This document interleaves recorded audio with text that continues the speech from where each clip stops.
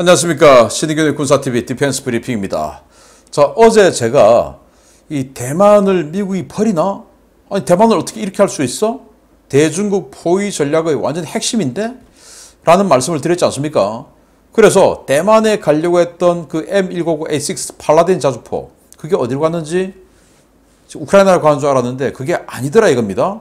어디로 가는지 결론이 나왔습니다. 놀랍습니다. 미국 왜 이럴까요? 알려드리겠고, 정말 또 미국 왜 이럴까요? 의 끝판왕인데, 세계에서 가장 비싼 전투함이죠. 주말트. 그 주말트 전투함을 황당한 곳에 쓰겠다라는 계획이 나옵니다. 이래도 되는 걸까요? 한번 보겠습니다. 최근 미국이 대만의 인도 일정 3년 연기를 일방 통보하며 사실상 판매 거부 의사를 표했던 M199A6 자주포는 아무래도 우크라이나가 아니라 다른 나라로 갈 것 같습니다. 이라크가 미국과 팔라딘 자주포 구매 계약을 체결했다는 소식입니다. 이라크는 IS 잔당과의 전투를 이어가기 위해 미국과 프랑스로부터 첨단 포병 시스템을 도입할 것이며, 이들 무기체계는 가능한 빠른 일정으로 이라크군에 인도될 것이라고 이라크 육군 포병 병과장 압드 알 아르다위 소장이 국영 이라크 통신과의 인터뷰에서 현재 시각 5월 8일 밝혔습니다. 아르다위 소장은 우리가 실전을 겪어보니 항공기와 소총보다는 장거리에서 적을 타격할 수 있는 곡사포가 가장 효과적인 전투자산이라는 것을 깨닫게 되었다 라며, 신형 무기는 미국과 유럽에서 조달될 것이며 가능한 빠른 시일 내에 도입될 것이다 라고 밝혔습니다. 아르다위 소장이 밝힌 무기체계는 미국의 M109A6 팔라딘 자주포와 프랑스의 세자르 8륜형 자주포 등 두 종류인데요. 이번 계약은 현재 진행 중인 KF-41 링스 장갑차 도입과 함께 이라크군 전투장비의 탈러시아화를 가속하는 계기가 될 것이라고 현지 매체들은 밝혔습니다. 이라크는 전통적으로 후속 군수 지원에 있어 러시아제 무기체계에 적지 않은 불만을 갖고 있었는데요. 현재 이라크는 2S1 122mm 자주포와 2S3 152mm 자주포를 각각 70문, 37문 보유하고 있지만, 이라크전 이후 지속적인 장비 공유를 통해 중고 M109 자주포 90문과 M198 견인포 120문 등 미국제 화포를 다량 보유해 포병 무기체계의 나토 표준화를 추진해 오기도 했습니다. 이번 계약에 따라 대만에 가기로 했던 M109A6 팔라딘 자주포 40문 가운데 상당수 물량은 이라크로 가게 될 것으로 보이는데요. 대만의 MH-60R 해상작전 헬기 도입까지 가로막으며 대만군 전력 증강을 막고 있는 바이든 행정부, 도대체 무슨 생각인지 모르겠습니다. 올해 말부터 이 팔라딘 자주포 40문을 이제 인도 받기 시작하는 대만군이었어요.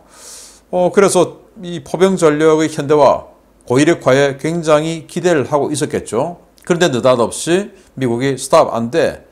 대만 니들은 이런 중화기보다는 제벌린이나 스팅어, 이번 우크라이나전 보니까 그런 게 더 효과적인 것 같아 라는 뉴욕타임즈의 얼토당토하는 말도 안 되는 이런 해설을 달아서 이 대만에 이 무기가 안 가고 3년 연기되고, 굳이 사고 싶으면 하이마스 이런 거 사라 라고 이제 하는 상황이 되었는데요. 아니, 올해 말에 인도가 되는 건데, 그래서 이거 도대체 어디 가냐, 우크라이나 가냐 했더니 아니고 이라크 간다는 겁니다.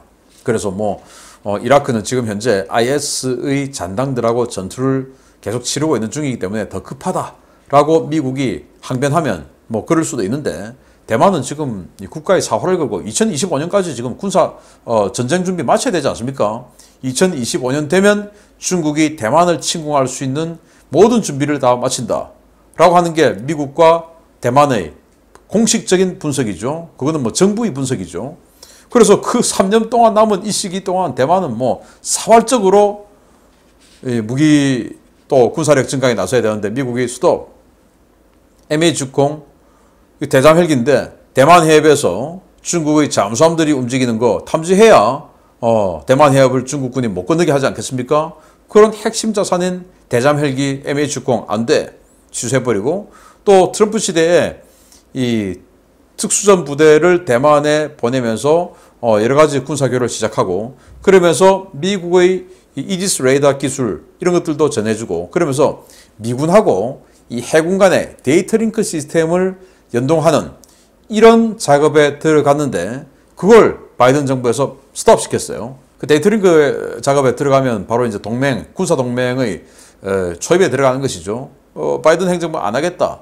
그러면은 바이든 행정부가 트럼프하고 이 대통령 선거하는 그 시점에는 저 바이든 지금 완전 친중이야 라고 하는 그런 우려가 많았는데 당선되고 보니까 또 그건 또 아니네, 괜찮네 라는 그런 또 일각의 평가들이 있었는데 아니나 다를까 웬걸 정말 친중했나 라는 생각이 들 정도로 요즘의 이 대만을 두고 있는 이 행보가 굉장히 수상하다, 또 우려스럽다 라는 생각이 드네요.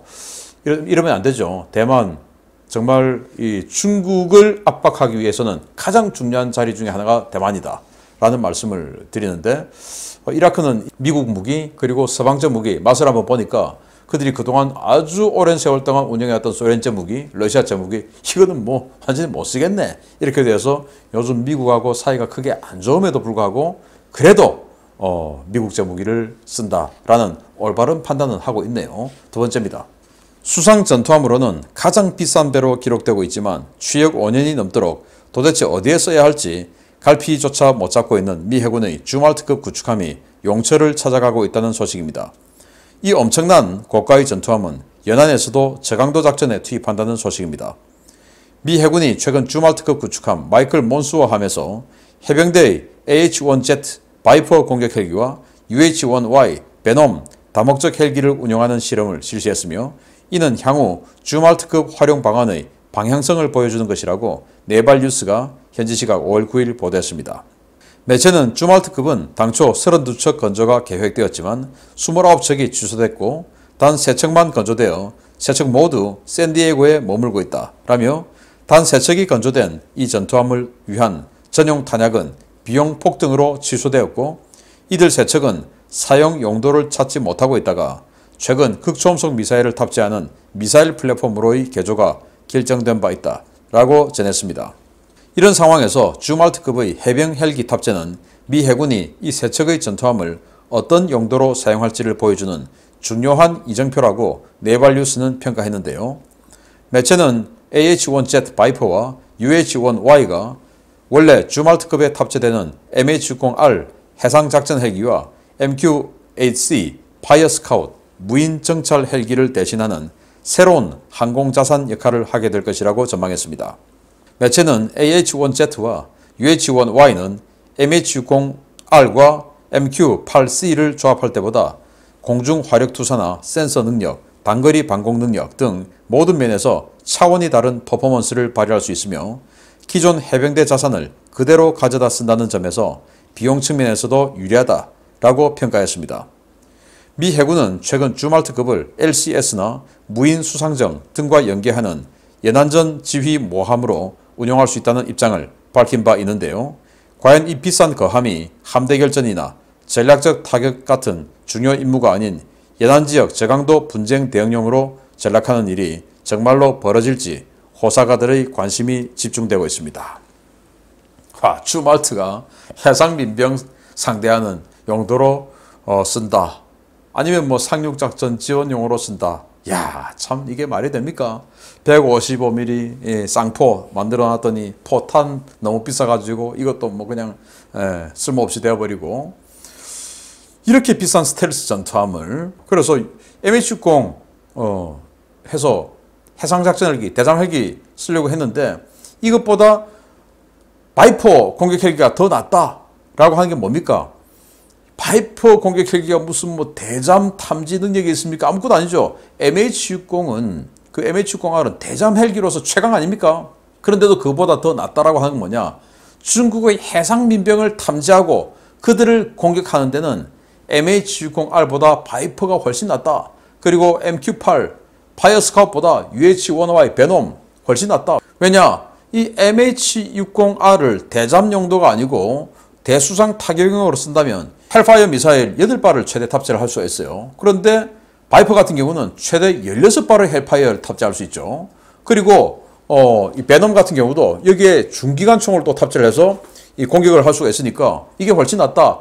누구를 상대로? 해상민병 같은 해적을 상대로.